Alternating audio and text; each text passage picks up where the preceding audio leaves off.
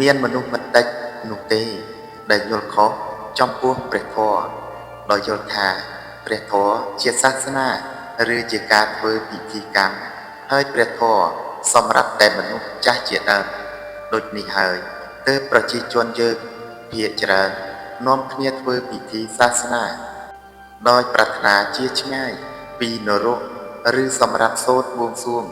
សុំសេចក្តីសុខចម្រើនឬសុំឡើងឋានសួគ៌ជាដើមប៉ុន្តែព្រះធម៌គឺជាគ្រឿងសម្រាប់ពិចារណា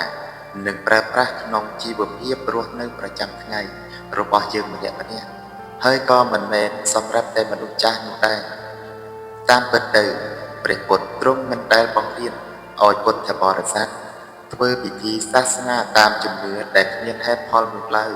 ព្រះអង្គបានបង្រៀនមនុស្សឲ្យគិតអំពីហេតុហើយនឹងផលឲ្យយល់អំពីសច្ចភាពនិងសេចក្តីពិតតែប៉ុណ្ណោះម្យ៉ាងទៀតព្រះអង្គមិនដែលតម្រូវឲ្យមនុស្សត្រូវធ្វើតាមទម្លាប់ឬតាមជំនឿ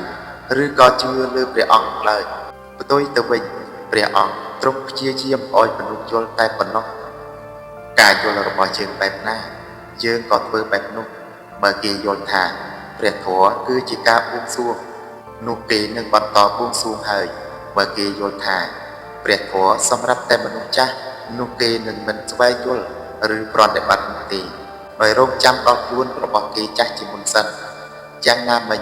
ព្រះធម៌ដែលព្រះសម្មាសម្ពុទ្ធបានសម្ដែងទុកហើយសុទ្ធតែជាមេរៀនសម្រាប់ប្រតិបត្តិក្នុងជីវិតប្រចាំថ្ងៃដើម្បីបានជាប្រយោជន៍ដើម្បីសន្សំនូវសេចក្តីសុខវាចាកនៅកម្មទាំងឡាយដែលនាំសេចក្តីទុក្ខព្រះធម៌របស់ព្រះពុទ្ធជាម្ចាស់ជាធម៌សម្រាប់សិក្សារៀនសូត្រដើម្បីស្វែងយល់ឲ្យកាន់តែច្បាស់អំពីជីវិតមិនមែនសម្រាប់សូត្រក្នុងពិធីបុណ្យសូត្រផ្លុំរំដោះគ្រោះឬក៏លើករាសីនោះទេ